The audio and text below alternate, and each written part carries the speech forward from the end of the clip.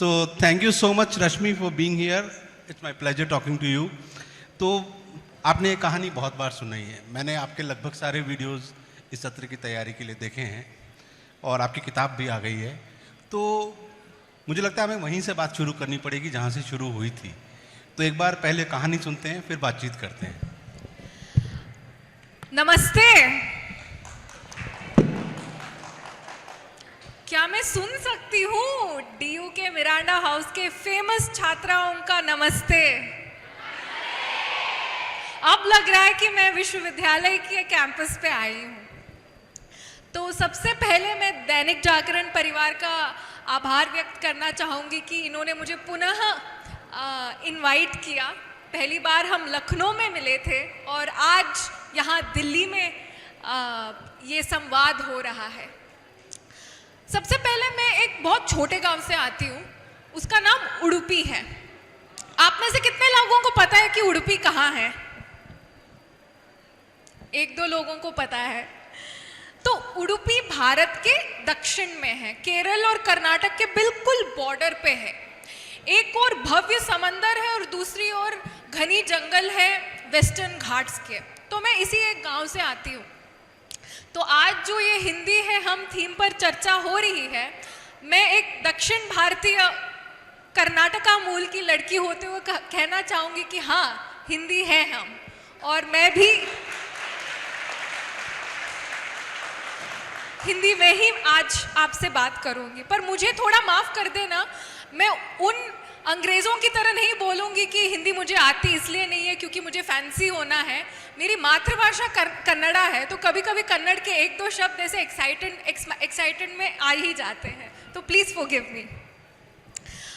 तो उडुपी से आती हूँ, मध्यम वर्गीय परिवार है। अक्सर कहा जाता है कि छोटे शहर के जो लोग होते हैं उनकी आकांक्षाएं बहुत छोटी होती है, पर मुझे पता है कि यहाँ जो ऑडियंस में बैठे हैं बहुत ऐसे लोग हैं जो दिल्ली से नहीं हैं और छोटे मोटे शहरों से ही उभर के आए हैं। मैं कहना चाहूँगी हम सबको ना रात को जो तारे सितारे हैं वो बहुत साफ दिखते हैं क्योंकि वहाँ पे लाइट पोल्यूशन नहीं है जो दिल्ली में है। इसलिए हमारी भी आकांक्षाएं बहुत ऊंची होती है, बस लोगों को पता नहीं होता है। बचपन से मेरी भी ऐसी महत्वाकांक्षाएं रही हैं। मैं भी बड़ी बड़ी चीज़ों के पीछे चलती थी। मुझे भी लगता था कि मैं बड़ी होंगी तो बहुत बड़ी चीज़ें करूँगी। पढ़ने का बहुत शौक था मुझे बचपन से। तो हालांकि मेरी दुनिया बस उडुपी थी, पर मुझे दुनिया भर का ज्ञान मैं उन पुस्तकों में देख लेती थी और एक उत्सुकता होती थी कि इस दुनिया को मुझे जानना है, इसे देखना है। क्योंकि मैं बहुत पढ़ती थी तो माँ बाप मुझे और मेरे जो रिश्तेदार हैं मुझे पुस्तक भेंट करते थे, डिक्शनरी भी भेंट करते थे, क्योंकि उस ज़माने में ना इंटरनेट था ना ये था। मैं 98 बॉर्न हूँ तो आपसे काफ़ी बड़ी हूँ, इट्स अ जनरेशनल गैप। तो डिक्शनरी देते थे, तो एक डिक्शनरी के जो स्पाइन है उस पर लिखा था ऑक्सफोर्ड डिक्शनरी। तो मैंने पिताजी से पूछा कि क्या है ये ऑक्सफोर्ड? तो पिताजी ने बोला कि ऑक्सफोर्ड एक गांव है जहाँ पे दुनिया का नंबर 1 विश्वविद्यालय है। तो मैंने उसी बचपने में एक जिद पाल लिया कि अगर मैं पढ़ाई करूँगी तो ऑक्सफोर्ड विश्वविद्यालय से ही पढ़ूंगी। तो ये जो एक क्या कहते हैं, एक बचकानी जिद थी जो काफ़ी ज़्यादा परिश्रम और परसिस्टेंस के साथ हकीकत में बदली। जब मैं ऑक्सफोर्ड गई तो मैं बहुत ही एक्साइटेड थी कि अरे जो एक लाइफ लॉन्ग मेरा सपना रहा है ये साकार हुआ। तो पहले के 3 महीने तो मैं बहुत ज़्यादा उत्सुक और एक्साइटेड रहती थी। आप क्या पढ़ने गए थे वहाँ पर? आपको क्या लगता है मैं क्या पढ़ी हूँ? Anybody wants to take a guess? मैं एक मैकेनिकल इंजीनियर हूँ। तो जैसे मिरांडा हाउस की लड़कियों के बारे में बात की जाती है, वैसे ही मैकेनिकल इंजीनियरिंग की लड़कियों के बारे में भी बात की जाती है कि एक आधी है। तो मैंने अपनी मैकेनिकल इंजीनियरिंग करी हुई है and I have a masters in energy systems and sustainability and currently I am pursuing a PhD in climate vulnerability from IIT Delhi. तो ये मेरा एक एकेडमिक जर्नी रहा है। तो मैं वहाँ गई, आई वॉज वेरी एक्साइटेड। मुझे लगा दिस इज़ इट, दुनिया का जो नंबर 1 विश्वविद्यालय है यहाँ पे मेरी एडमिशन हो गई। मैं उडुपी से निकल के वहाँ तक आई हूँ। तो आई वॉज वेरी हैप्पी। पहले के 3 महीने बहुत अच्छे गुजरे, मैं बस म्यूजियम से म्यूजियम जा रही हूँ, क्लास से क्लास जा रही हूँ। फिर 3 महीने बाद ऐसा एक हुआ कि मैं क्लास के लिए जल्दी निकल गई थी, क्योंकि क्लास कैंसिल हो गया था और मुझे क्लास पहुँचते ही पता चला कि क्लास कैंसिल्ड है। तो जल्दी जल्दी जो मैं भागती थी तो मैं आराम से वहाँ टहलने लग गई। जब मैं टहल रही थी तो मैंने देखा कि यहाँ पे गणेश जी की मूर्ति रखी हुई है। पहला भाव जो आया वो ये था कि वसुदैव कुटुंबकम, और शायद ऑक्सफोर्ड विश्वविद्यालय भी इसी की एक मान्यता रखती है, इसीलिए यहाँ पे रखा है। फिर जब मैंने उसके नीचे की एक प्लेक था जिसमें डिस्क्रिप्शन लिखा जाता है वो पढ़ा, तो मैंने देखा इसमें बहुत ही नीच एक लैंग्वेज जिसे कहते हैं, एक भावना जो होती है, उससे लिखा गया है 13th century 4 hand Ganesha marble statue acquired marauded from India. तो इसे एक ट्रॉफी की तरह वो सजाए थे वहाँ पे, ना कि एक वसुदैव कुटुंबकम की भावना से। तब मेरे अंदर जो एक पूरी एक कहानी बनी हुई थी, एक पूरा जो एक संवाद बना था, वो पूरा टूट गया। वो जो पूरी नैरेटिव थी मेरे अंदर वो टूट गई। एक ही प्रश्न की जरूरत पड़ती है आपको जिंदगी में, जो आपकी पूरी पर्सपेक्टिव बदल दे। आपकी जिंदगी एक ही टाइप जाती रहती है, फिर आपकी जिंदगी में कुछ ऐसे हो जाता है जिसकी वजह से आप हर चीज को क्वेश्चन करने लग जाते हो। मैंने हर चीज क्वेश्चन करना शुरू कर दिया। I even went on an uncomfortable Oxford tour. तब मैंने देखा कि ये जो पूरी यूनिवर्सिटी है, ये नंबर 1 यूनिवर्सिटी नहीं था। जब इसे इंग्लैंड में 1000 साल जो 10th 9th सेंचुरी में इसे एस्टैब्लिश किया गया, तो it was one of the worst universities. In fact the king of England, उनको एक पाबंदी लगानी पड़ी कि ब्रिटिश बच्चे बाहर नहीं जा सकते पढ़ने के लिए 300 साल तक, तब जाके वो नंबर 1 यूनिवर्सिटी बनी। इन लोगों ने भारत के सारे विश्वविद्यालयों को जला दिया। ना केवल विश्वविद्यालयों को जलाया, पर हमारी जो एक एजुकेशन सिस्टम है इसे तोड़ा। और इसे कैसे तोड़ना चाहिए इसकी पूरी स्टडी ऑक्सफोर्ड यूनिवर्सिटी में किया, क्योंकि ऑक्सफोर्ड यूनिवर्सिटी ना केवल एक विश्वविद्यालय था, पर जो ब्रिटिश जनरल्स भारत जाते थे उन्हें सिखाने की भी एक ट्रेनिंग ग्राउंड था। So it is known for all these colonisers. तो यहाँ से कहानी शुरू हुई। वो जो एक प्रश्न आया मेरे मन में कि गणेश जी की मूर्ति को इन्होंने इतने हीन भाव से क्यों संबोधित किया है, वहां से पूरी जो है कहानी शुरू हुई। वो उसको एक ट्रॉफी की तरह देखते हैं, एक ऐसी ट्रॉफी जो कहीं से जीत कर लाए हैं और उसको प्रदर्शित कर रहे हैं। एक बड़ा जो भ्रम बहुत सारे पढ़े लिखे युवाओं के मन में रहता है, खासकर वो लोग जो भारत से और ब्रिटेन की एक्स कॉलोनीज से आते हैं, उनको ये लगता है कि पश्चिम ने बहुत बड़ी तरक्की करी है और उन्होंने एक मल्टीलिंगुअल समाज बनाया है। यूनिवर्सिटी वैसे भी एक ऐसी जगह होती है जिसका शब्द ही वही है, यूनिवर्सल होती है वो। उसमें तो एक तरह से वसुधैव कुटुंबकम उसकी अपनी कॉन्सेप्ट में ही बिल्ट इन होता है। लेकिन जब रश्मि वहाँ गई तो उन्होंने देखना शुरू किया कि ये जो यूनिवर्सिटी बनी हुई है, जिसको हम मॉडर्न यूनिवर्सलिज्म का, मल्टीलिंगुअलिज्म का, इन सब का एक सिंबल मानते थे, उसकी बुनियाद में कुछ और है। उसकी बुनियाद में उसकी अपनी इंटरनल हिस्ट्री है। उसके अलावा जो कॉलोनियल लूट है, उस कॉलोनियल लूट के निशान हर जगह पाए जाते हैं। और ऐसा माना जाता है कि ब्रिटेन के बहुत सारे पॉश एरियाज़ में, इंग्लैंड के अगर आप घूमेंगे लंदन के, तो आपको पता चलेगा कि वो बड़ी बड़ी बंगले और वो बड़ी बड़ी इमारतें जो हैं वो अक्सर कॉलोनियल लूट से जो कॉलोनियल ऑफिसर्स थे उनके बनाई हुई है। इनफैक्ट अगर आप में से किसी ने शशि थरूर का वो डिबेट देखा होगा तो उसमें वो कहते हैं कि इस हॉल में आप लोगों ने जिस आदमी के नाम को वाईफाई में यूज़ कर रखा है वो भी एक कॉलोनियल लूट करने वाला बहुत बड़ा आदमी था। तो ये एक तरह का रेवलेशन था आपके लिए। आपको रियलाइज़ हुआ कि ये वैसी मॉडर्न यूनिवर्सल मल्टीलिंगुअल दुनिया नहीं है, वसुधैव कुटुंबकम नहीं है, यहाँ कुछ और चल रहा है। जब ये हुआ तो आपकी सोच, आपकी ज़िंदगी ऑक्सफोर्ड कैंपस में कैसे बदलना शुरू हुई? तो मैंने हर चीज़ को क्रिटिकली देखना शुरू किया। जो चीज़ आप स्वाभाविक तरीके से एक्सेप्ट कर लेते हैं उसे आप क्वेश्चन करना शुरू करते हैं। और ये टर्निंग पॉइंट ज़िंदगी में कभी कभी आती है, और मैं अपने आप को बहुत सौभाग्यशाली मानती हूँ कि वो एक टर्निंग पॉइंट आई मेरी ज़िंदगी में। मैंने वहाँ के करंट रिसर्च पेपर्स देखने शुरू किए। एक ऐसा रिसर्च चल रहा था जो जब ब्रिटिश हम पर राज कर रहे थे और बंगाल में पूरी भुखमरी पड़ी थी, फेमिन हुआ था। वो इसलिए हुआ था क्योंकि there was world war going on और उनको अपने ग्रैनरीज को स्टॉक पाइल करने थे। तो भारत में जो जो उपजाऊ चीज़ थी हर चीज़ को वो लूट के वहाँ पे स्टोर करते थे। इसकी वजह से एक आर्टिफिशियल फैमिन हुआ। पर ये लोग ऐसे वहाँ पे पेपर्स लिख रहे हैं टू जस्टिफाई, और ये कह रहे थे कि फैमिन इसलिए हुआ क्योंकि जातिवाद है। Hindu Mahasabha was responsible for the Bengal famine. Such studies were being conducted rampantly और इन चीज़ों का ग्रांट दिया जा रहा था, जिनके भी टॉपिक्स ऐसे होते थे जो ब्रिटिश को बेहतर बता के ये जो इंडिजिनस लोग हैं, जो भारतीय मूल के लोग हैं या अन्य जो फॉर्मर कॉलोनीज है, अफ्रीका से हो, साउथ अमेरिका से हो, इनके बारे में हीन शब्द में बताना। एक तो ऐसी स्टडी थी जो अंडमान और निकोबार के लोगों को कैनिबल भी लिखा है जिसमें, पर इन्होंने उनको कैनिबल इसलिए लिखा था क्योंकि वो अपनी कमियों को नहीं बताना चाहते थे। जब जेम्स कुक हवाई गया था तो उसे तैरना भी नहीं आता था और उसे तो एक्चुअली में डर था, पर उन्होंने ऐसे उसे दर्शाया है जैसे जेम्स कुक इंडिजिनस लोगों को बचाने गया था, उन्हें सिविलाइजेशन की ओर लेके जाने आया था। और जब वो मरा, वो इसलिए मरा क्योंकि वो डर के भाग रहा था।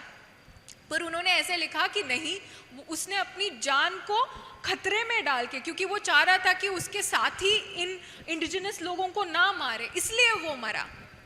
जब ब्रिटिश एक्सप्लोरेशन आर्कटिक रीजन को एक्सप्लोर करने गई तो उनके जो शिप्स है वो वहाँ पे फ्रीज हो गए थे उस पानी में, तो खाना तो खत्म हो गया और जाहिल तो ये है ही, तो इन्होंने एक दूसरे को खाना शुरू किया था। They turn cannibal.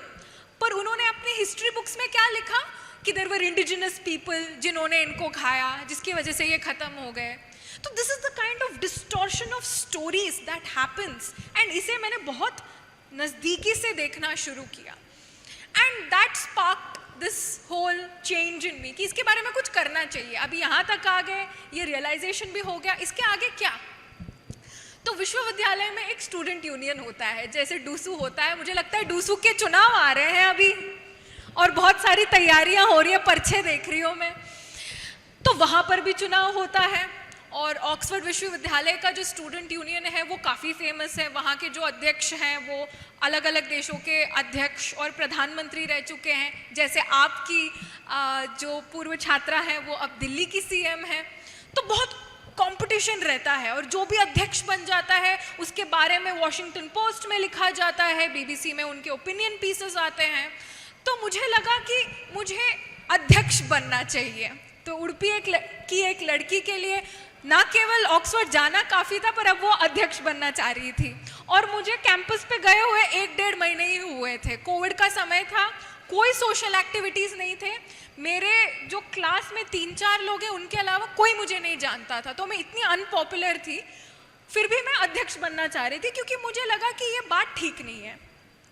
फिर मैंने अपने आप को सोचा कि ठीक है, मतलब अध्यक्ष ना भी बने तो एटलीस्ट ट्राई करते हैं, क्योंकि आज तक भारतीय लोगों ने इस पोजीशन के लिए ट्राई नहीं किया है। Again colonial mentality, we have been told that we are not deserving of being the best. मैं आपको इसका एक एग्जाम्पल बताती हूँ। ऑक्सफोर्ड जो छात्र संघ है उसमें 6 पोजीशंस निकलते हैं हर साल, एक अध्यक्ष का और 5 उपाध्यक्षों का। तो उपाध्यक्ष for post graduates, under graduates, अलग अलग कैटेगरी में उपाध्यक्ष होते हैं। वो सारे 5 पदों के लिए भारतीय लोग लड़ते हैं, पर अध्यक्ष के लिए नहीं लड़ते हैं। अध्यक्ष के लिए it is main, white main only who compete at Oxford. तो ये था, तो मैंने सोचा लेट मी कम्पीट, आगे का आगे देख लेते हैं। पर जब चुनावी प्रक्रिया चलती है तो बहुत ज़्यादा वाद विवाद होता है। तो एटलीस्ट में जो डीकोलोनाइजेशन की बात है कि हमें अपना जो सिलेबस है इसे डीकोलोनाइज करने की ज़रूरत है, क्योंकि इसे नंबर 1 विश्वविद्यालय माना जाता है और यहाँ की सारी सिलेबस बाकी विश्वविद्यालय फॉलो करते हैं। तो ये बात तो मैं रख पाऊंगी, कुछ तो चहल पहल होगा और आगे जाके कोई भारतीय आके लड़के जीत लेगा इस तो मैं उस पूरी प्रक्रिया को एक तरह से चालन देना चाहती थी कि किसी ने कुछ शुरुआत करी। बट लाइक दे से, you shoot for the moon if you miss you always land among the stars. तो मैंने ना केवल लड़ा, मैं जीत भी गई। तो that was the bonus point of fighting for president. अभी तक आपको लग रहा होगा बहुत ही फेरी टेल स्टोरी है, उडुपी की लड़की निकली और ऑक्सफोर्ड पहुंच गई, इंजीनियर लड़की जीत गई वहाँ पे यूनिवर्सिटी का चुनाव। हालांकि जो लोग चुनाव को जानते हैं उनको पता है कि साइंस और ह्यूमैनिटीज़ अलग तरह से वोट करते हैं हमेशा, है ना? जी, वहाँ पे भी ऐसा था? ऐसा ही था, बिल्कुल ऐसा ही था। तो जो ह्यूमैनिटीज़ और सोशल साइंसेस के बच्चे हैं यही वोट करते हैं। तो हमारे यहाँ 4 डिवीज़न होते हैं, MPLS mathematics physics life sciences, medical sciences, social sciences and humanities. तो जो बाकी 5 कंटेस्टेंट्स थे वो लड़ रहे थे आपस में कि सोशल साइंसेस और ह्यूमैनिटीज़ के वोट को कैसे वो हासिल करें। मैंने सोचा कि इनके बीच में मैं लड़ने जाऊंगी तो मुझे ना एक वोट मिलने वाला है। तो मैंने जो मेडिकल साइंसेस और MPLS के बच्चे जो कभी वोट नहीं करते, मैं उनके पास चली गई। It ended up becoming the largest election in Oxford history, क्योंकि डबल लोगों ने वोट दिया इस बार। जो लोग कभी वोट नहीं देते थे वो आ गए वोट देने। तो I increase the entire voter base so that I could win. तो जिन्होंने वोट दिया उन्होंने पहली बार वोट दिया और उन्होंने सिर्फ मेरे पद के लिए वोट दिया। अगर आप उपाध्यक्ष का भी अगर आप चुनावी प्रक्रिया देखोगे तो मात्र 50% वोट्स डले हैं of the total number of votes. जो बाकी 50% है वो केवल अध्यक्ष के लिए वोट देने आए थे और वो निकल गए थे। And these were people from South America, from Africa, from Caribbean, जिन्होंने भी वही सहा है जो हमने सहा है। And it was a beautiful way of the whole community coming together. वहाँ पे भी बहुत राजनीति होती है। अगर ताइवान के बच्चे आपको सपोर्ट करेंगे तो चाइना वाले नहीं करेंगे, अगर ये करेंगे तो वो नहीं करेंगे। तो there is a lot of politics there as well. But मुझे लगता है कि साइंस वालों ने साथ दिया। एंड आई थिंक साइंस से ज़्यादा आपका साथ जो एक्स कॉलोनीज के जो उत्पीड़ित थे उन्होंने दिया। उनको आपका संदेश पहुंच गया एक तरह से कि इस पूरे सिस्टम को डीकॉलोनाइज करने की ज़रूरत है। और एक बहुत ही इंजीनियस तरीका भी था अपने चुनाव को करने का कि आपने एक नया वोटर आइडेंटिफाई किया, उसको एड्रेस किया और उसके राइट कॉर्ड्स को एड्रेस किया कि वो एक्टिवेट हो, बाहर निकल के आए, वोट करे। क्या ये सही है कि उस वक्त जितनी वोटिंग हुई है उतनी हिस्ट्री में कभी नहीं हुई थी? कभी नहीं हुई है। उस पूरे चुनाव का ही टाइटल है highest voter turnout, largest margin ever. तो यही उसका एक शीर्षक भी रहा है कि आप राजनीतिक कंसल्टेंसी क्यों नहीं शुरू कर रही हैं? मतलब ये तो आपको तुरंत ही सोचना चाहिए। मुझे लगता है कि भारत के कण कण में राजनीति है, मुझे इनको ज्ञान देने की जरूरत नहीं है। लेकिन जैसे होता है ना कि हमारी फिल्में खत्म हो जाती है, जैसे ही शादी होती है या शादी के आसपास पहुंच जाते हैं तो हमको लगता है अब एंड आ गया। कोई बात की फिल्म नहीं बनाता है। अपनी कहानी में भी यही है कि ये एंड नहीं है। रश्मि का वहाँ ऑक्सफोर्ड में जीत जाना ये इस फेरी टेल का एंड नहीं है। ट्रबल इसके बाद शुरू होती है। ये पार्ट 2 जनरली कोई नहीं बनाता है ना फिल्मों में। आपके साथ यहीं से ज़्यादा समस्याएं शुरू हुई जब आप जीत गई। तो एक बार हम थोड़ा गंभीर होकर सुनते हैं कि उसके बाद क्या हुआ। आपने हाईएस्ट वोटर टर्नआउट में लार्जेस्ट मार्जिन से ऑक्सफोर्ड में प्रेसिडेंट का इलेक्शन जीत लिया उडुपी की एक लड़की ने। उसके बाद क्या हुआ, और वो भी एक डीकॉलोनाइजेशन के मैंडेट पर? उसके बाद वही होता है जो स्टेटस को तोड़ने वाले के साथ होता है। किसी ने इमेजिन नहीं किया था कि ये जीत सकती है। इनफैक्ट सबका मानना ये था कि तुम्हें सिर्फ एक वोट मिलेगा जो तुम अपने आप को दोगी। तो साइलेंट मेजॉरिटी को हमेशा नज़रअंदाज किया जाता है और उनकी जो एजेंसी है उसे हमेशा डिस्काउंट किया जाता है।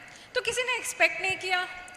अब मैं बन गई तो मुसीबत है, क्योंकि डीकॉलोनाइजेशन की बात हो रही है, पूरी सिलेबस स्ट्रक्चर चेंज होने वाले हैं, ग्रांट्स की जो पूरी स्ट्रैटेजी है वो चेंज होने वाली है। क्योंकि अध्यक्ष होने के नाते मैं यूनिवर्सिटी की ट्रस्टी बन जाती हूँ 1 साल के लिए। तो यूनिवर्सिटी ऑफ ऑक्सफोर्ड एक चैरिटी की तरह ऑपरेट करता है और छात्र संघ का अध्यक्ष उस 1 वर्ष के लिए उसकी ट्रस्टी बन जाती है, जिसमें उसे ऐसे राइट्स है कि वो ऐसे चेंजेस लाए। And she is bound by her manifesto. तो जो मैंने प्रॉमिस किया है उसे इम्प्लीमेंट करने की भी मेरे पास एजेंसी है। तो लोग डर गए। तो अक्सर जब लोग डर जाते हैं और बल से किसी को पराजित नहीं कर पाते हैं तो छल का इस्तेमाल करते हैं, और वही हुआ। काफ़ी मैंने इसके बाद पढ़ाई भी करी थी कि ये जो पूरा विमर्श है, ये पूरी जो नैरेटिव है जिसमें आप एक सेक्शन ऑफ सोसाइटी को विलिफाई करते हो, उनको बुरा भला कहते हो, आपको पसंद नहीं है कि भारत तरक्की कर रही है तो बोल दो कि यहाँ पे तानाशाही चल रही है। अगर आपको कोई चीज़ पसंद नहीं है तो उस व्यक्ति को आप कोसना शुरू करो, उसके बारे में बुरा भला लिखना शुरू करो। तो उन्होंने मेरे बारे में भी यही किया। उन्होंने बोला ये उडुपी से आती है, उडुपी तो हिंदुत्व का गढ़ है। जो उडुपी अपने भोजन के लिए मानी जाती है, अरे हमने महाभारत में भी कोई पक्ष चुना नहीं था, महाभारत में भी हमने भोजन ही बनाया था, हमने बोला कि हम लड़ेंगे नहीं। तो ऐसे लोगों को इन्होंने एक्सट्रीमिस्ट बना दिया। आपको पता होगा महाभारत में एक पूरा प्रसंग है कि उडुपी के राजा ने क्या किया। उन्होंने बोला, वो श्री कृष्ण जी के पास गए और उन्होंने बोला कि ना हम कौरवों के साथ लड़ना चाहेंगे, ना हम पांडवों के साथ लड़ना चाहेंगे, हम भोजन बनाएंगे, हमें ये काम आप दे दो। तो हम ऐसे लोग हैं। दुनिया भर में उडुपी अपने रेस्टोरेंट्स और वेजिटेरियन फूड के लिए मानी जाती है, और इन्होंने बोल दिया कि ये तो उडुपी से आती है, जो हॉटबेड ऑफ हिंदुत्व है, एक्सट्रीमिस्ट है, ये इस्लामोफोबिक है। ये ऐसे ऐसे फोबिया मैंने सुने हैं जिन शब्दों को मैंने आज से पहले नहीं सुना था, क्योंकि मैं इंजीनियरिंग की बच्ची हूँ। आपने नहीं सुना था इस्लामोफोबिया कभी उससे पहले? इस्लामोफोबिया सुना था मैंने, जेनोफोबिया नहीं सुना था मैंने, एंटी सेमिटिज्म नहीं सुना था, क्योंकि हिंदुओं का क्या बैर है यहूदियों के साथ? कोई बैर नहीं है। तो ऐसे ऐसे शब्द मैंने पहली बार सुने कि मुझे पहले के 5 दिन तो पता ही नहीं चला कि ये लोग क्या कहना चाह रहे हैं। इन्हें शायद गलतफहमी हो गई है, ये किसी और रश्मि की बात कर रहे हैं। मैं कैसे एंटीसेमिटिक हो सकती हूँ? ना मेरा कभी किसी यहूदी के साथ कोई व्यवहार रहा है। उडुपी में क्या बैर है? और एक बहुत फनी चीज हुआ, तब कोविड का समय था और भारत के सारे जो विश्वविद्यालय है जो रीओपन कर रहे थे, उनको एक पोस्टर लगाना पड़ा था अपने वेबसाइट पे कि get vaccinated before coming to college. और ये जो पोस्टर था ये गवर्नमेंट की ओर से दिया गया पोस्टर था। तो उस पोस्टर के नीचे राइट कॉर्नर में मोदी जी का एक फोटो भी था। तो मेरी जो विश्वविद्यालय है जहाँ से मैंने अपनी अंडर ग्रेजुएट डिग्री करी है, मैंने अपनी मास्टर्स ऑक्सफोर्ड से करी है, अंडर ग्रेजुएट डिग्री करी है, उसके वेबसाइट पे भी वो फोटो था। तो उन्होंने उस फोटो को मेरे जो पूर्व विश्वविद्यालय है वहाँ से निकाला, उस पोस्टर को निकाला और बोला कि देखो ये कहाँ से आती है, इसने अपनी इंजीनियरिंग यहाँ से करी है और ये लोग इंडिया के सुप्रीम लीडर को अपने वेबसाइट पे लगाते हैं, तो इसके चुनाव को भी मोदी जी ने फंड किया है। This is Indian interference in Oxford politics. ये अपने आप को इतना महत्वपूर्ण समझते हैं कि भारत सरकार और मोदी जी, जिनको एक पूरा देश चलाना है, उनके पास इतना समय है कि एक छात्र चुनाव में आके किसी को जिताए। तो यहाँ तक इन्होंने अपना दिमाग चला लिया कि इस लड़की को हम इतना घसीटेंगे कि एक छोटी सी जो वैक्सीनेशन की पोस्टर है उससे हम मोदी जी को क्रॉप करके पूरे यूनिवर्सिटी में चलाएंगे कि the supreme leader of India is behind her. यानी एक तरह से देखा जाए तो जो लोग इनके अध्यक्ष बनने का विरोध कर रहे थे वो इनकी एक खास पहचान बनाना चाहते थे, पब्लिक में एक छवि आपकी पेंट करना चाहते थे कि आप एक एक्सट्रीमिस्ट हिंदुत्ववादी बैकग्राउंड से हैं और आपका शहर भी ऐसा है, आपका विश्वविद्यालय भी ऐसा है, सब कुछ आपका वैसा ही है और इसीलिए आप जीती भी हैं और आप जीत भले ही गई हो लेकिन आपको अध्यक्ष बने रहने का हक नहीं है, क्योंकि ये अगेन ऑक्सफोर्ड की बड़ी परंपराओं के साथ नहीं जाता है। अब हम इसको जल्दी में थोड़ा सा लेते हैं कि जब ये शुरू हुआ कैंपेन आपके खिलाफ तो ये कितना खराब हुआ, मतलब लोएस्ट पॉइंट इसका कहाँ पे आया, और फिर वो पॉइंट कब था जब आपने सोचा कि मुझे ये छोड़ देना है? तो लोएस्ट पॉइंट तब हुआ जब मैं अकेली रहती थी। यूके में मेरा कोई परिवार नहीं है, पहली बार गई थी, एक यूनिवर्सिटी अकोमोडेशन था, उस एड्रेस को पूरे विश्वविद्यालय के कन्फेशन पेजेस पे छापे गए ताकि अनोनिमसली मुझे बुली किया जा सके। और उस एड्रेस को पकड़ के किसी ने मेरे घर का शीशा तोड़ दिया था, मेरे कमरे का।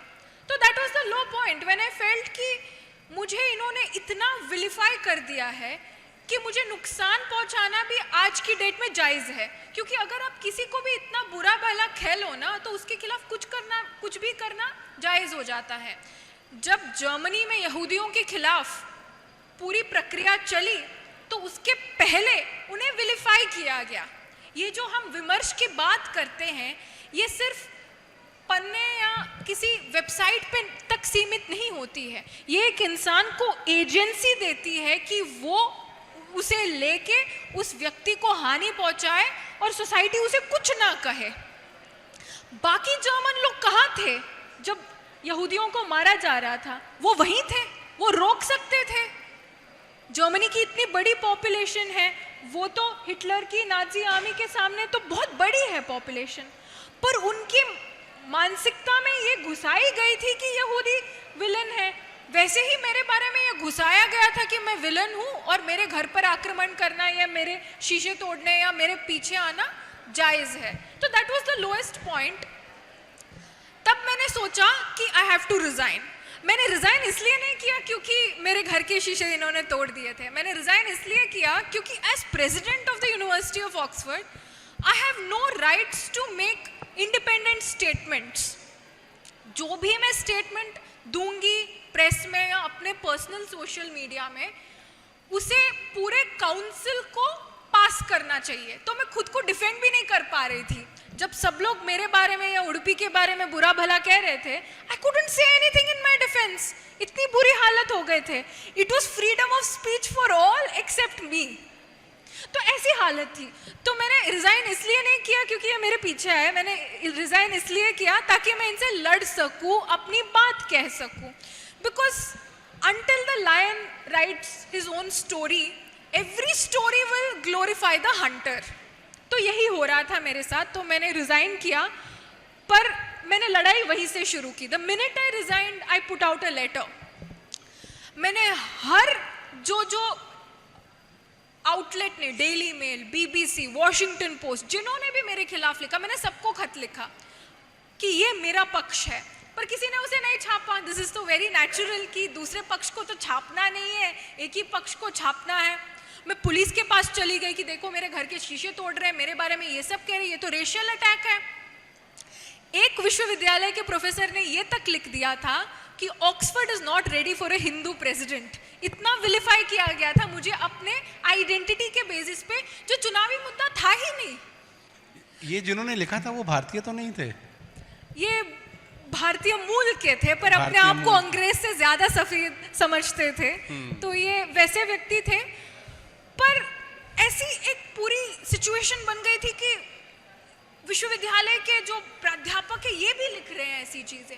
फिर मैंने विश्वविद्यालय में भी कंप्लेंट दर्ज किया। फिर मैंने लिखना चालू कर दिया, नॉन स्टॉप लिखना चालू कर दिया। मैंने अपना ट्विटर अकाउंट खोल दिया जिसमें मेरे 0 फॉलोअर्स थे, पर मैंने लिखना चालू कर दिया कि ऐसे ऐसे हो रहा है, दिस इज द ट्रूथ। मैंने अपने स्क्रीनशॉट्स लगाने शुरू कर दिए। सत्य की जो एक शक्ति होती है, मैंने उसी दौरान सीखा कि अगर आप एक भी हो पर आप में सत्य को दोहराने की क्षमता है, तो सब लोगों को आप मजबूर कर पाओ कि वो उस सत्य को माने।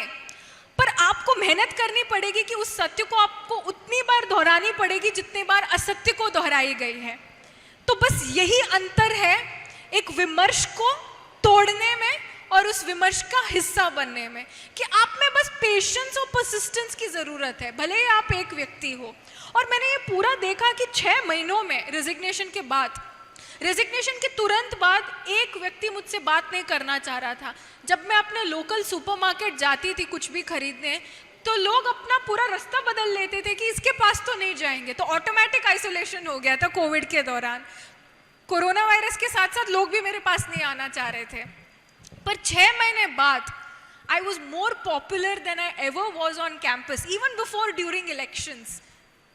क्योंकि when you fight people respect you, when you bow down people will think you a coward. वो आपको इतना एज पे घसीट देंगे कि आप मिट जाओ। लोगों ने मुझे पहले कहा था कि तुम इसे छोड़ दो, क्या है तुम वहाँ डिग्री लेने गई हो, अपनी पढ़ाई कंप्लीट करो, आ जाओ, 2 दिन में लोग भूल जाएंगे। एक हारे हुए व्यक्ति और उसकी हार को कोई नहीं भूलता, जिंदगी भर दोहराते कि तुम तो वही हो ना जो वहाँ जाके हार के आई थी। क्योंकि मैंने लड़ा, तो आज भी अगर आप ऑक्सफोर्ड विश्वविद्यालय जाओगे और पूछोगे कि यूनियन प्रेसिडेंट कौन है, तो 5 लोगों में से एक तो कहेगा कि कोई रश्मि है, हालांकि इस बात को 5 साल हो चुके हैं। कहते हैं कि बहुत सारे लोग 90s तक ये कहते थे कि इंडिया की प्राइम मिनिस्टर कोई गांधी है।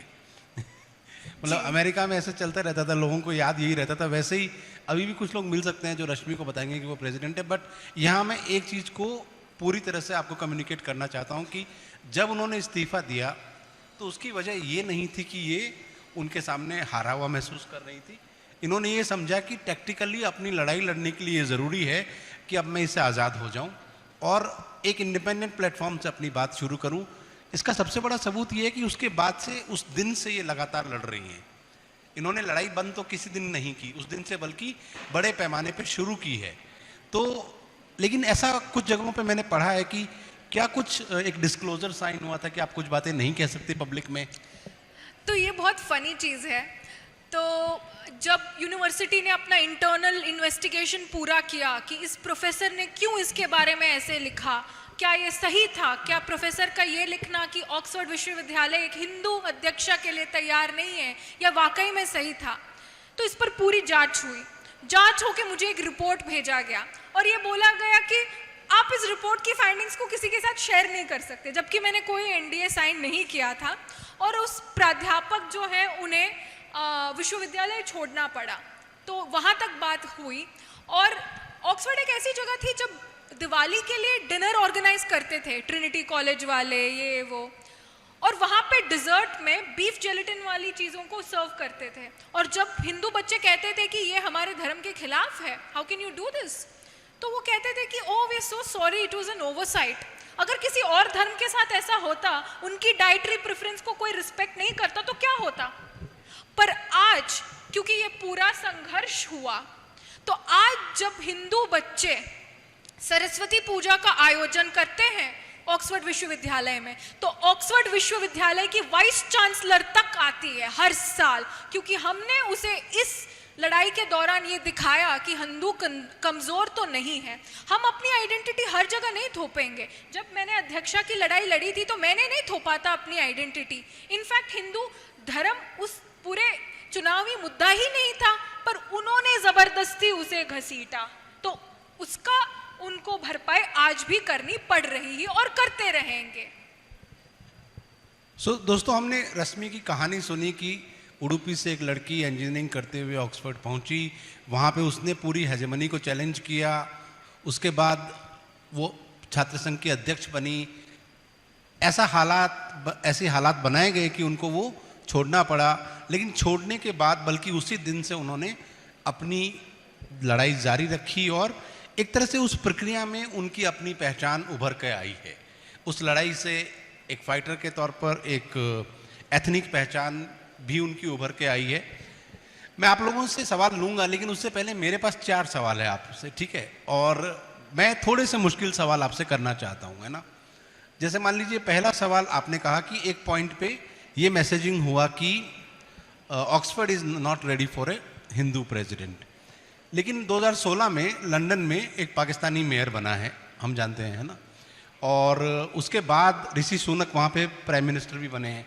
यानी वहाँ पे एक मेजर पॉलिटिकल पार्टी है जो एक हिंदू ओरिजिन के व्यक्ति को प्रधानमंत्री के रूप में स्वीकार करने को तैयार हो गई। उससे पहले, आपके वाले मामले से पहले ही, एक पाकिस्तानी जो है वो चुनाव जीतकर लंदन का मेयर बन गया।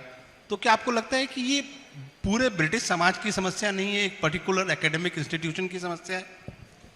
देखिए, जब चाइनीज और रशियन लोगों ने कम्युनिज्म को दुत्कारा तो ये सारे कम्युनिस्ट भाग के चले गए विश्वविद्यालयों में।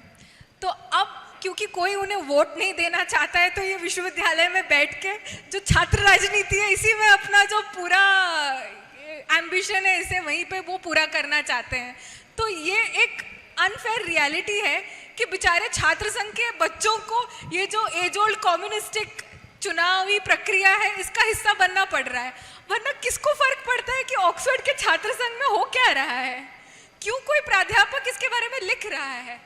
ये तो बहुत छोटी चीज़ है ना। अभी ठीक है, डूसू का चुनाव चल रहा है, चुनाव के टाइम पे थोड़ा चहल पहल रहेगा, पर उसके बाद किसको फर्क पड़ता है कि कौन अध्यक्ष है।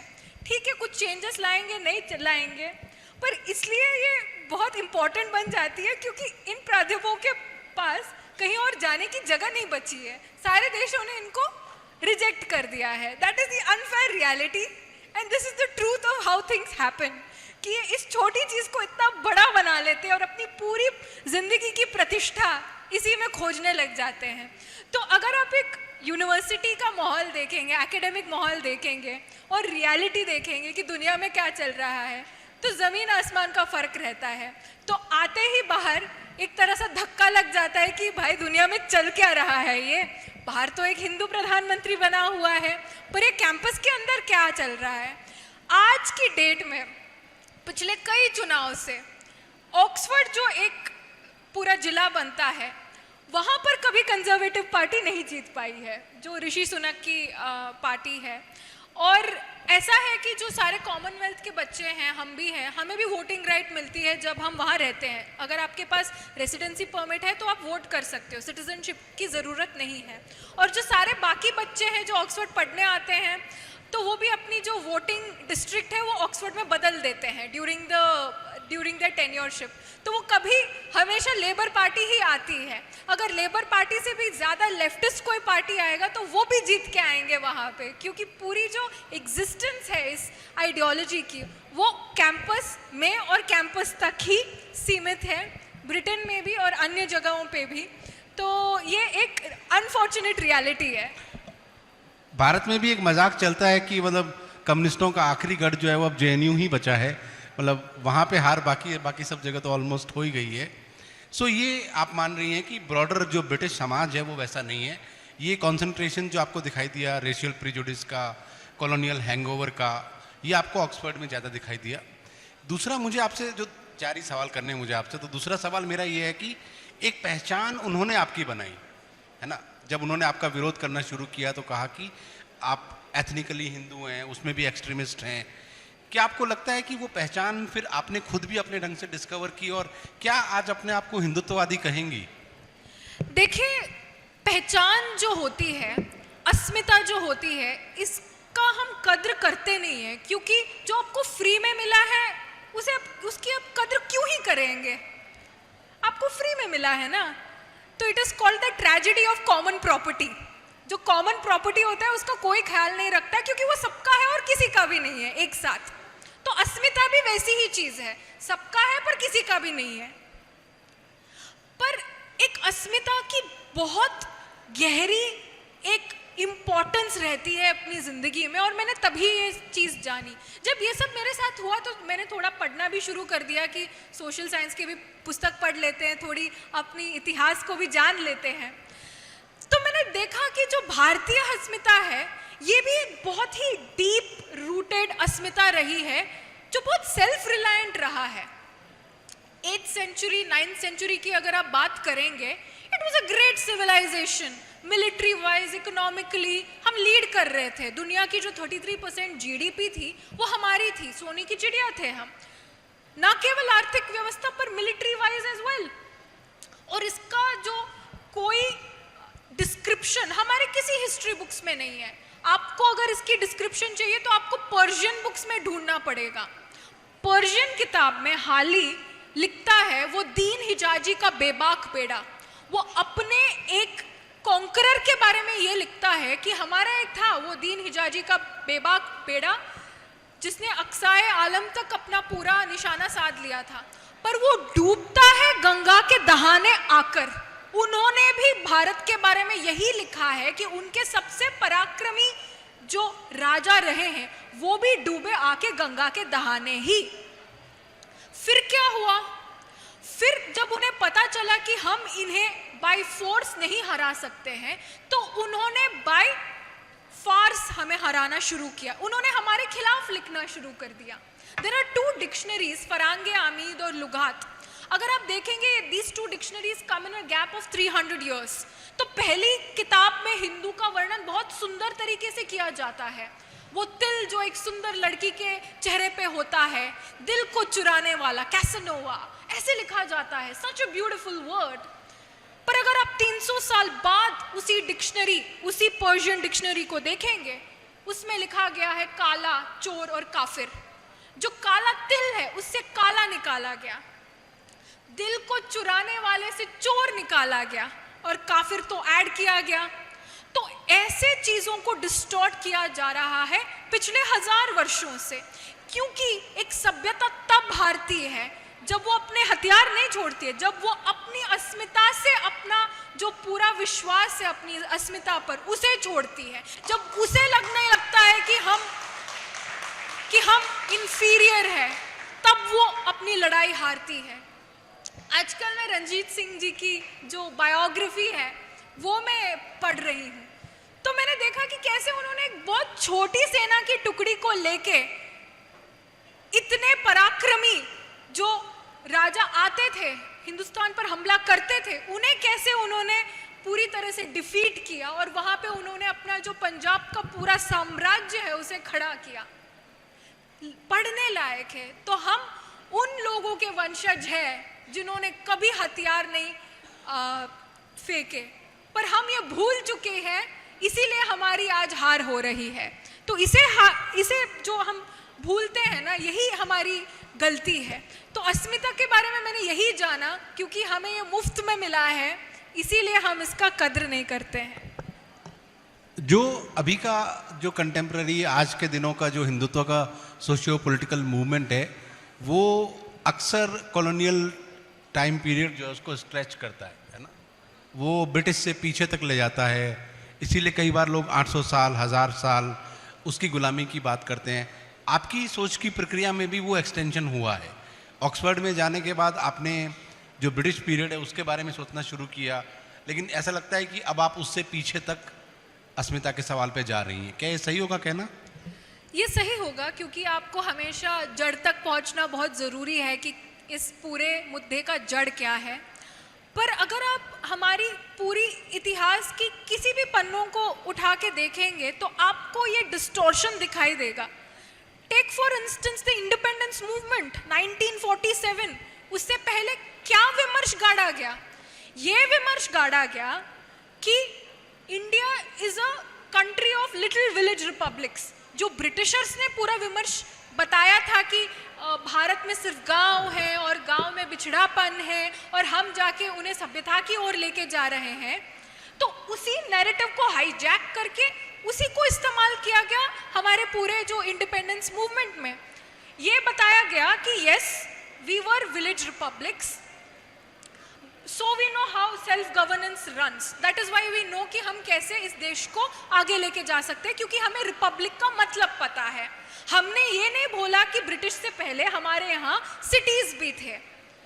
There were 17.6 million Indians living in cities in 1801।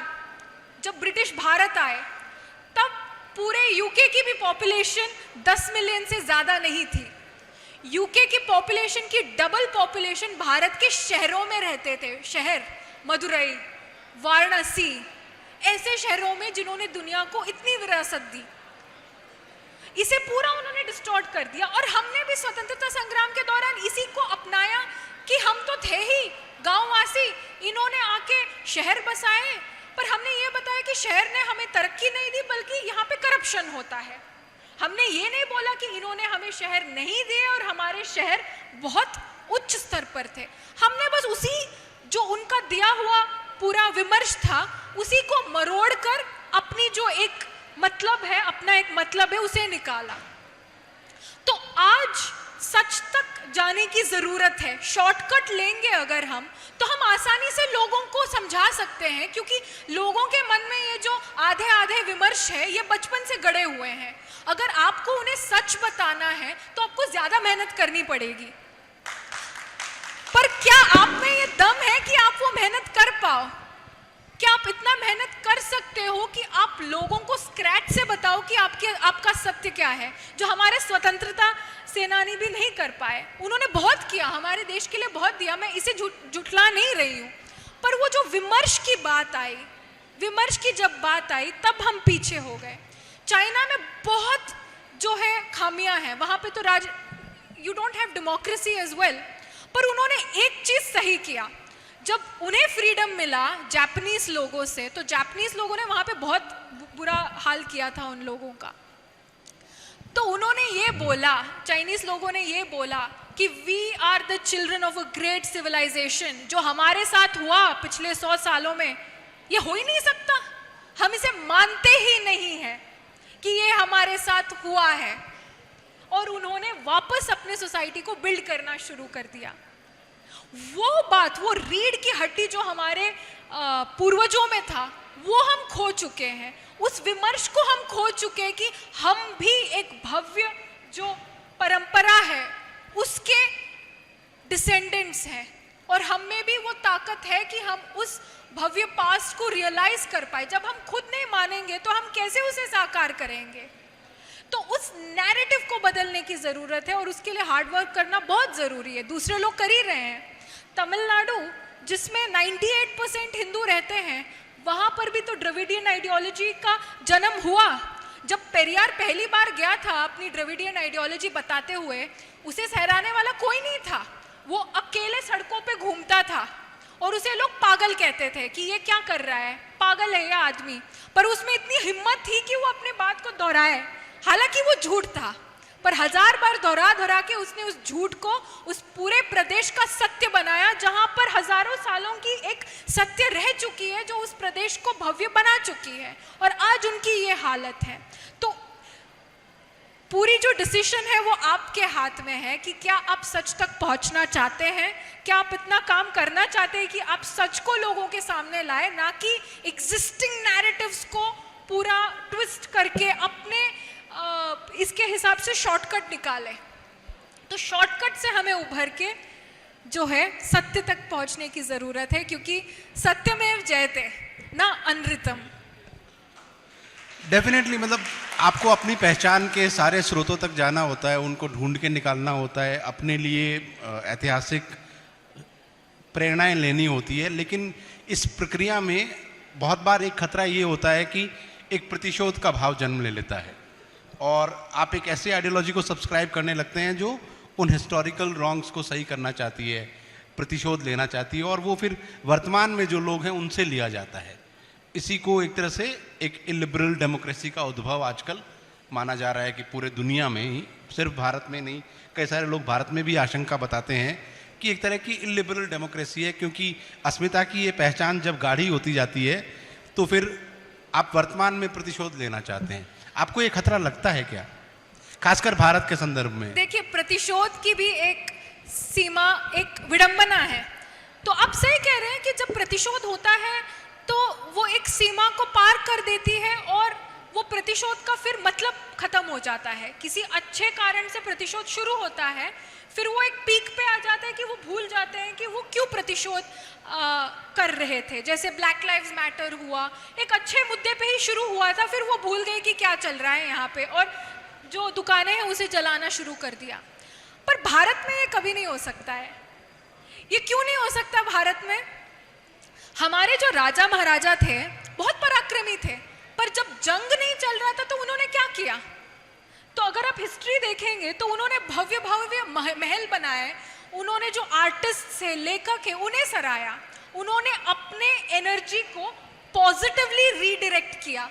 ये क्षमता सिर्फ भारतीय लोगों में है। अगर आप बाकी पराक्रमी लोगों का, बाकी कॉन्करर्स की स्टोरी देखोगे तो जब वो जंग नहीं लड़ रहे होते तो वो उनका जो एग्रेशन है वो महिलाओं पे निकालते हैं, वो अलग अलग तरीके से उसे निकालते हैं। पर भारत के किसी महाराजा ने ऐसे नहीं किया है। तो भारत में वो ड्युअलिटी है कि हम लक्ष्मी का रूप भी ले सकते हैं, दुर्गा का भी रूप ले सकते हैं, एक कॉन्टेक्स्ट के हिसाब से। तो हमें कॉन्टेक्स्ट को परखना बहुत अच्छे से आता है, और ये इसका जो एक पूरा प्रमाण है वो हमारा इतिहास है। हमारे जो राजा महाराजा, जो हमारे सारे कॉन्करर्स थे, जब जंग नहीं था, they encouraged art and evolution, they did not rape women. But अगर आप बाकी राजाओं का देखोगे, all they did was take on more wives, abuse women, drink, यही किया उन्होंने। बट भारत के साथ ये कभी नहीं हो सकता है। हमें पता है कि प्रतिशोध की सीमा कहाँ है और कब तक हमें प्रतिशोध करना चाहिए, और उस प्रतिशोध की ऊर्जा को बदलाव में कैसे कन्वर्ट करना है, ना कि अपने सोसाइटी को ध्वस्त करने में लगाना है। इस सवाल को मैं और डायरेक्टली पूछ लेता हूं कि क्या आपको लगता है कि भारत के multi cultural, multi religious, harmonic structure पे अभी कोई खतरा है या वो सुरक्षित है? मेरा मानना यह है कि भारत एक ऐसा ही एकमात्र देश है जहां पे मल्टीकल्चरलिज्म रह सकता है, बच सकता है, क्योंकि बाकी देशों में हम जानते हैं कि एक कल्चर की दूसरे कल्चर पर हो ही जाता है, जिसकी वजह से मेजॉरिटेरियनिज्म शब्द का जन्म हुआ। पर भारत एक ऐसी ही देश है जहां पे यहूदी भी जो आए थे बच के, वो भी आज यहाँ पे समृद्ध है, हालांकि वो 1% से भी कम है। जो पारसी है 1% से भी कम है। अगर आप बाकी दुनिया की हालत देखोगे, क्रिश्चियंस के साथ क्या हो रहा है पाकिस्तान में, सिखों के साथ क्या हुआ अफगानिस्तान में, बहुत बुरा हुआ। पर जो पारसी है भारत में 1% से भी कम है, उनके पास इस देश की सबसे ज्यादा संपत्ति है, उन्हें सराहा जाता है, उन्हें सेलिब्रेट किया जाता है। Ratan Tata is a model to so many young Indians. Abdul Kalam has been one of the most successful presidents of this country. तो अगर मल्टीकल्चरलिज्म कहीं पे पनप सकता है, वो सिर्फ भारत में पनप सकता है, क्योंकि यहाँ पर हर व्यक्ति धर्म के अलावा इस बात पर विश्वास करता है कि वसुदैव कुटुंबकम। बाकी लोग बस कहते हैं the world is one family, पर हम इसे जीते हैं। इस बात पे जैसे क्रिश्चियन लोग कहते हैं आमेन।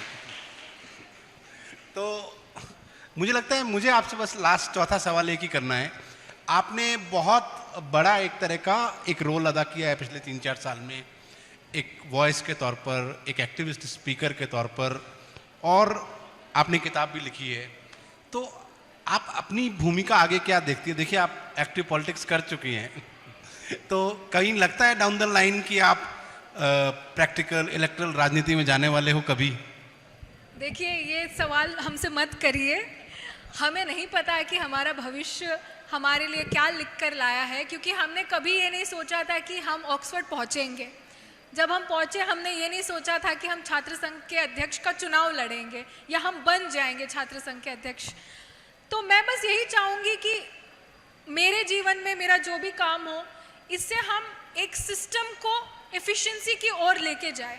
आई want to live my life in terms of the impact I have had, and मैं यही चाहूँगी कि एंड ऑफ द डे ऐसे लोग हो जो इससे इंस्पायर हो और इस पूरी बात को आगे लेके जाए। मैं ये नहीं चाहूँगी कि रश्मि है और रश्मि रहे, मैं चाहूँगी कि और लोग आगे आए और मुझसे और बेहतर करें और इस पूरी दुनिया को जो है आगे लेके जाए। तो I would just want to be that cog in the wheel, not the wheel itself, because the movement matters more than the people. Thank you so much. आप लोगों का भी बहुत शुक्रिया, लेकिन सत्र अभी हम ख़त्म नहीं कर रहे हैं। हम आप लोगों के सवाल लेना चाहते हैं और शुरू करें ये सवाल लेना, क्योंकि मुझे लगता है इतने सारे स्टूडेंट्स हैं और उनका पार्टिसिपेशन, उन्होंने इस यात्रा से जो अभी हमने सुनी उससे क्या सीखा या सीखना चाहते हैं। कोई डिटेल्स के भी सवाल हो सकते हैं कि उस वक्त क्या हुआ, या तो शुरू करते हैं ना। यस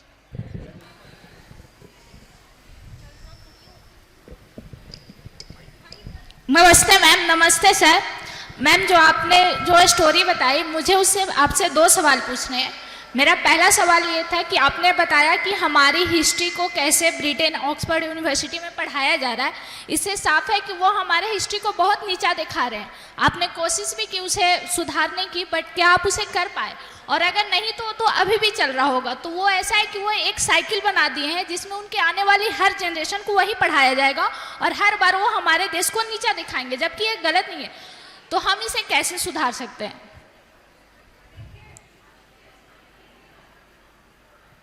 देखिए वो इसलिए भी पढ़ाया जा रहा है क्योंकि हमने इसके कई तथ्यों को अपनाया भी है। अगर आप आज सारे भारतीयों से ये पूछोगे कि क्या कॉलोनाइजेशन पॉजिटिव एक्सपीरियंस था भारतीय मूल के लोगों के लिए, तो 1-2 तो मिलेंगे जो बोलेंगे कि हाँ सकारात्मक जो एक्सपीरियंस था वो था। हालांकि 98 people will say that it was a negative experience, पर जो ये वोकल माइनॉरिटी है इन्होंने माइक पकड़ा हुआ है, और जो मेजॉरिटी है वो साइलेंट बैठती है कि हमें क्यों बोलना है, हमें सच पता है। तो भारत को ये रोल प्ले करने की बहुत ज़रूरत है कि वो अपने सच को आगे करे। आज की डेट में कर रही है। पिछले 10 वर्षों में बहुत ऐसे चीज़ें हुए हैं जहाँ पे हमने चीज़ों को we didn't take it lying down, और ब्रिटेन में जो जो हमारी चीज़ें रखी हुई है उसे हम वापस लाने की भी प्रक्रिया हमने शुरू करी है। तो इस पूरे मोमेंटम को रखने की ज़रूरत है और सवाल पूछने की ज़रूरत है, और बदलाव आएगा। बदलाव तब आएगा जब हम बोलेंगे कि बदलाव चाहिए। आज की डेट तक कोई बोल नहीं रहा था कि हमें बदलाव चाहिए, और जो साइलेंट मेजॉरिटी है इसे साइलेंट नहीं बल्कि वोकल मेजॉरिटी बनने की ज़रूरत है। मैम मेरा दूसरा सवाल ये है कि आप एक दूसरे देश में जाकर, जो दूसरे कॉन्टिनेंट में, वहाँ जाके इलेक्शन लड़ रहे हैं, तो इस पे आपकी फैमिली का क्या रिएक्शन था? उन्होंने आपको सपोर्ट किया या फिर इसका अपोज किया गया था? हर माँ की तरह मेरे माँ ने भी बोला, क्यों कर रही हो, क्या ज़रूरत है तुम्हें, पढ़ने गई हो, पढ़ाई करो। पिताजी ने बोला ठीक है, लड़की कुछ करना चाहती है, कर लेगी कुछ ना कुछ। तो देयर वर बोथ साइड्स कि कुछ ना कुछ चल रहा है। और जब मैंने लड़ा, एक्चुअली चुनाव लड़ा, तो दोनों को लगा कि कुछ तो क्लास इलेक्शन चल रहा है। मतलब मेरी माँ कह रही थी कि इलेक्शन में पढ़ते नहीं है, पर उन्हें इतना पता नहीं था कि इतनी बड़ी बात है। अगले दिन जब टाइम्स ऑफ इंडिया के फ्रंट पेज पे आया, Indian girl becomes first Indian president of university of Oxford students union, तो माँ को लगा अरे इतनी बड़ी बात है, तुमने तो बोला कि कुछ क्लास में चुनाव हो रहा है और तुम लड़ रही हो। तो ऐसा भी था। तो इट वॉज क्वाइट मिक्स्ड, उन्हें पता भी नहीं था कि मतलब इसकी क्या इम्पोर्टेंस है और ये कितना बड़ा है। And they were very supportive, all credits to them. Thank you ma'am.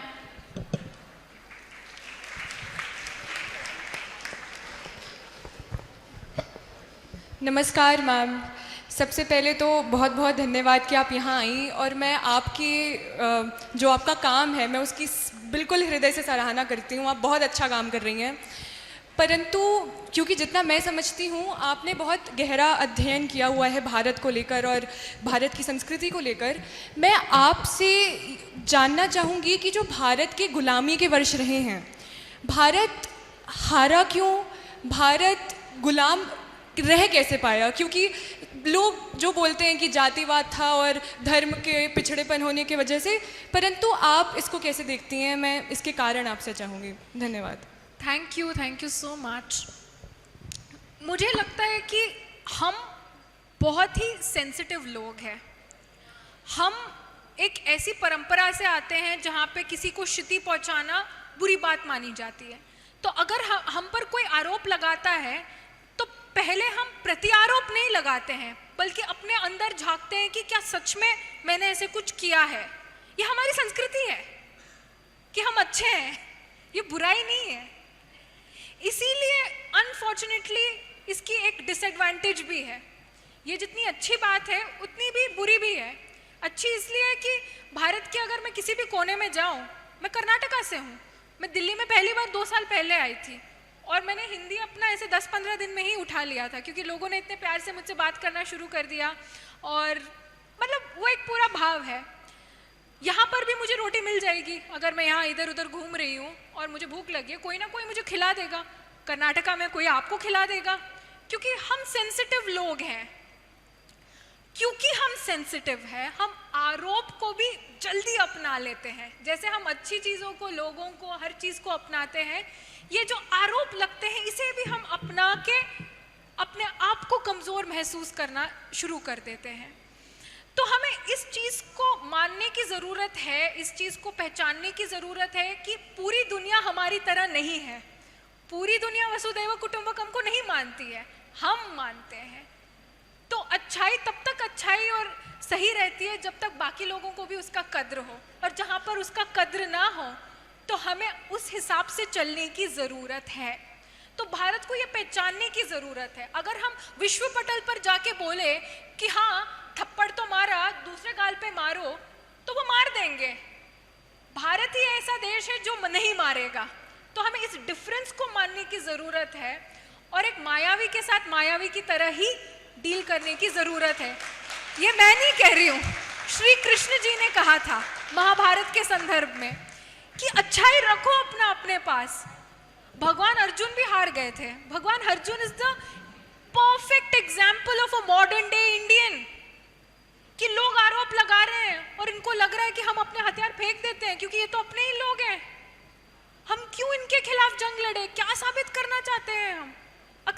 करते हैं ना, तब कृष्ण जी को याद दिलाना पड़ा कि अर्जुन ऐसे नहीं होता है, धर्म अधर्म में भी एक अंतर होता है और इस अंतर को जानना बहुत जरूरी है।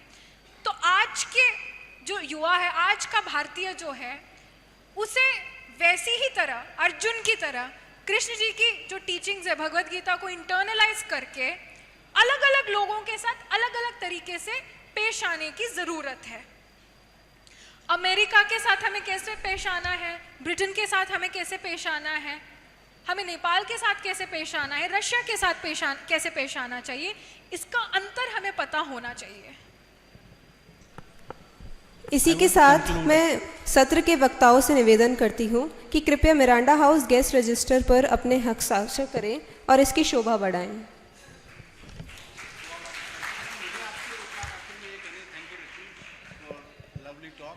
मुझे आपसे ये कहना है, जो रश्मि ने आखिर में उदाहरण दिया उसी से